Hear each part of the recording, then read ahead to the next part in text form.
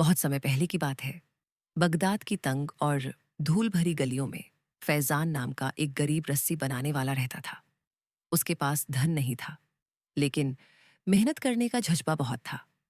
वह हर रोज पुराने कपड़े इकट्ठा करता, उन्हें काटता और उनसे मजबूत रस्सियां बुनता था। वह बाजार में उन रस्सियों को बेचता और जितना मिलता उसी में अपना पेट पालता। एक दिन उसका बचपन का दोस्त सलीम, जो अब एक अमीर व्यापारी बन चुका था, वर्षों बाद बगदाद लौटा। जब उसने फैजान को धूप में बैठा, पसीने से तर और फटे हुए कपड़ों में देखा, तो उसका दिल भर आया। सलीम बोला, भाई तू अब भी वही मेहनती इंसान है। ये लो 100 अशर्फियां, संभाल कर खर्च करना, शायद किस्मत बदल जाए। फैजान ने अशर्फियां शुक्र के साथ ली और उन्हें अपनी पगड़ी में बांधकर घर की ओर चल पड़ा। अभी वह कुछ ही दूर गया था कि अचानक आकाश से एक बड़ा बाज आया और उसकी पगड़ी को पंजों में पकड़कर उड़ गया। सारी अशर्फियां भी साथ चली गईं।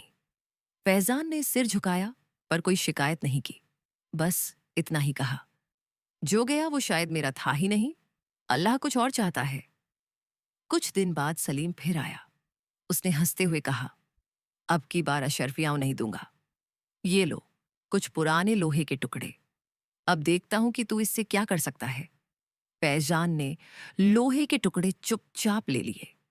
रास्ते में उसकी मुलाकात एक बूढ़े मछुआरे से हुई, जिसकी नाव का एक हिस्सा टूट गया था। फैजान ने अपने पास के लोहे के टुकड़े उसे दे दिए और कहा, भाई इससे शायद तुझे मदद मिल जाए। मछुआरे की आंखों में आभार भर आया। उसने कहा, तूने बिना कुछ मांगे मेरी मदद की, बदले में ये मछली रख ले, आज की सबसे बड़ी है। फैजान मछली लेकर घर गया। जब उसने मछली काटी तो उसके भीतर से एक चमकता हुआ बेशकीमती हीरा निकला। उसकी आंखें आश्चर्य से फैल गईं। वो समझ गया, किस्मत ने उसे एक और मौका दिया है।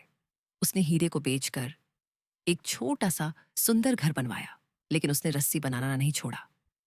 अब वह और भी श्रद्धा से काम करता और जो भी जरूरतमंद आता उसकी मदद करता।